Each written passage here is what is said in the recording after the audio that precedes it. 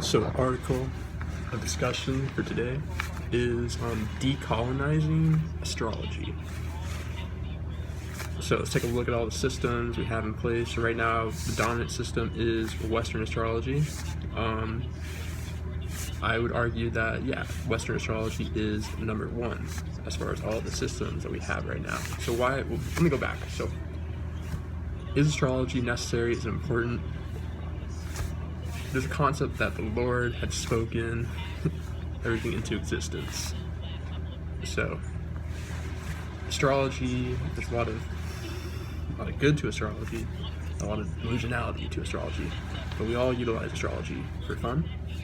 We all utilize it to something to talk about, and we utilize astrology to make friends, find partners. Growing up, I found that I naturally found myself in groups or cliques with a lot of people that had compatible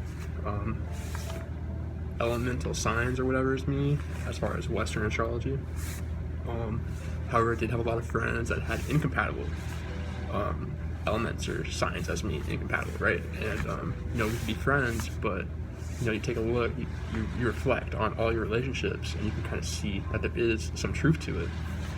But however, there is a lot of spellbinding that is a result of people colonizing astrology. Like who decides what is what, like who gets named what, because for your sign it's like a soul group, say you're an Aries, so should all the other signs get to determine what an Aries is? I mean, there's some relevance because they perceive Aries from their perspective, but everyone who's like an Aries, they have their own unique perspective. So who gets to dictate the terms and conditions for a sign? And then so I'm gonna take a look right now, or just kind of like list out like all the positives and then negatives of like everything I can think about. So there is a concept that astrology is the devil, because it's like people get cast into, people can decide like, oh, this is negative, like you're a Capricorn is the devil per se, right? Or like Scorpio is death per se. See, that's very evil, very negative, very toxic. But some people, they utilize it for, it works for them, So I would say the Placidus house system is the most advanced system to date. However, NASA could totally change the gravitational forces of our solar system. They could actually literally, a lot of people talk about flat Earth, right, which is obviously proven to be wrong. But people could make it into reality if they're that delusional, right? So let's not think about that, because that can make people lose their minds. So, Placidus house system, I'd say it's very far advanced. It acknowledges it's a way of keeping track of time. You take a look at the house system, like the 12th house, 7th house, the sun rises into the 12th house and it sets into the 7th house. So there is relevance, based off astronomy, which is facts, right? So, however, a lot of the names, have been decided. So you have, different names, right? And so the constellations, you have the house system, it's like sectionalized, to 12 sections. However, there are literally 13 lunar months, because a lunar month is 28 days, and 28 times 13 is 364. However, if we had 13 months in a year, we would be paying rent 13 times instead of 12 times, unless they reduced, made it more balanced, So sorry if this is going to be tough to follow, because I got a lot of thoughts in my mind, So what is right? Is the name of the constellation or the name of the house? Are they connected? Because now it's like all the constellations are moving, shifting. So now it's like we have multi-dimensional approaches now. It's like Taurus, you're backed and supported by Aries. So you're a Taurus and an Aries. Which one are you? Which name is correct? should we name the constellations after the houses? But at the same time, you know, reputations and titles, they do change over time. But at the same time, people do like to acknowledge the original name or the name given to a house, you know, a community per se, or a state, you know. So it's a very complicated issue. So, however, I feel like a lot of astrologers try to impose their system and make it believable in reality by any means necessary, through the use of technology, psyops, whatever, right?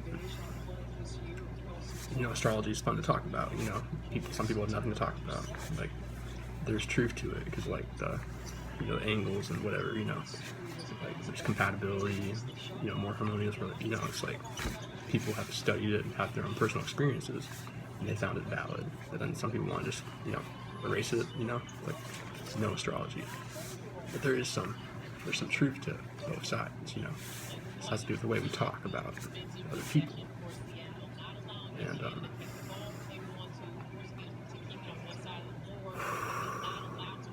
so yeah, in my experience, I would say Western astrology is the most comprehensive, but it is also the most domineering and hard to resist. It's simple, you know, and complex, it's effective, it's progressive. And there's more systems too. You know, you got the Chinese system that follows the moon. And in my experience, they all kind of like, they're all over the place with like deciding, like, or you have to like really know maybe how to speak Chinese to really know what they're talking about. You know, they have the 4 pillars of destiny system, which I think is interesting. And then the Vedic astrologers, you know, they have, they tend to follow lost stars per se. However, they have a lunar calendar system that in my experience, I feel like is pretty relevant. It's called the nakshatra system.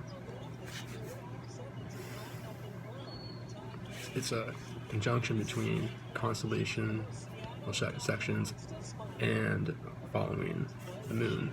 So it's like you have a sign for every day of a lunar cycle, you know, but they use numerology to put it into a 9, but it used to come from 28, or like it went from 28 to 27.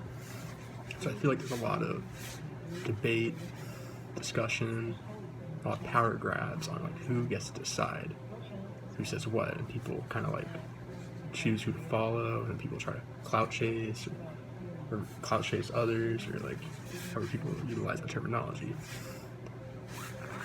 Very interesting, right? So yeah, so decolonizing astrology. I think how are we going to figure out how to do that so that, you know, different like non-governmental organizations, cults, nation states don't impose their astrology on other people, because that system might not be relevant to them. So this goes into like the Gregorian calendar per se, you know? So they got certain days of 31 days in a month, 28 days in a month. I feel like the system is almost designed to confuse people that like maybe new, but at the same time it could work for a society and help them, you know, figure out how to move, you know, like pick days to like choose when to celebrate Christmas per se. You know, Christmas is like the most popular holiday, you know, and Christmas and the Gregorian calendar go hand in hand. But then the Gregorian calendar is kind of obscure and doesn't really reflect, you know, the actual cycle, you know, but then at the same time, the cycle's always changing. So it's also sometimes good to retain old systems and create new systems too. So yeah, I'm about to do a video. We're moving to, I'm going to pose a new, it's going to be more free directional, and a mixed integrated system. There is caste signs that you can't escape. It's spellbound. It's too late, you know. If you're a Virgo, people have been calling you a Virgo the whole life. You've been indoctrinated into a Virgo mentality because it's a word, it's spiritual, you know. But then, you know, you figure out like, oh, I'm not actually a Virgo. I'm actually a Leo. You know, if you have that that option to like move into a new direction. So if you guys ever play Pokemon, you know there's evolutions, you know?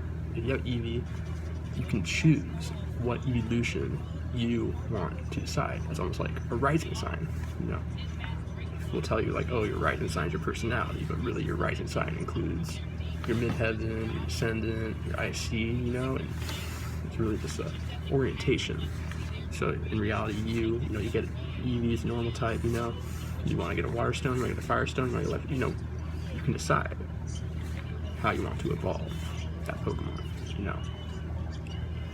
So why is Pokemon astrology or evolution astrology so critical and crucial right now? Well, because Nintendo and Pokemon Go has basically changed the world. It's too late. Like Pokemon Go, it hit. It changed the world. Pokemon Go made critical changes that we cannot go back. We're now in a post-Pokemon Go era. That's like serious. You might be like, oh, it's Donald Trump, but take a look at corporate investments, corporate policies, what nations are doing, where we're going. Pokemon Go, Nintendo, I mean, there's also Microsoft, you know, but Pokemon Go has changed the world. So now we have to incorporate Pokemon astrology with evolutions. Eevee, the Pokemon, you don't know what I'm talking about. Go figure. A lot of you actually know what's going on because everyone's getting into Pokemon, you know. So yeah, I'm gonna do a video introducing or proposing ways to plan for evolution astrology. I found some ideas, but should it be a fixed caste system? Should it be 12 signs? Should it be 13 signs? Should it be all freestyle? And your sun, your moon, it's kind of cast, you know. You can't really decide unless you want to take the blue pill and just lie about it, you know, or unless someone put you in the dark, you didn't know, you know. But so to some extent, at this level, there's a lot of, you know, you guys understand Wakantaka and the Great Mystery. A lot of us don't actually know. But then, you know, you have NASA down in outer space, and they might know. And they might even know how to literally change it so that a certain system might not even be valid anymore. Or they might retain on, have the power to hold on, like Google, NASA, they can hold on, have the power to hold on and dominate other astrological systems. So yeah, you know, it's like very intense topic, you know. It's very touchy, you know, a lot of, you know, it's like a lot of people feel like they're their Western sign, but they might have a lot of influence by the stars that are back and supporting the sign. But then maybe the planets are more important. So this is very individualistic and socialistic. It's wild. So yeah, evolution astrology. I'm actually kind of more curious about maybe if you guys understand the 9 Nirvana style, you know, like using numerology.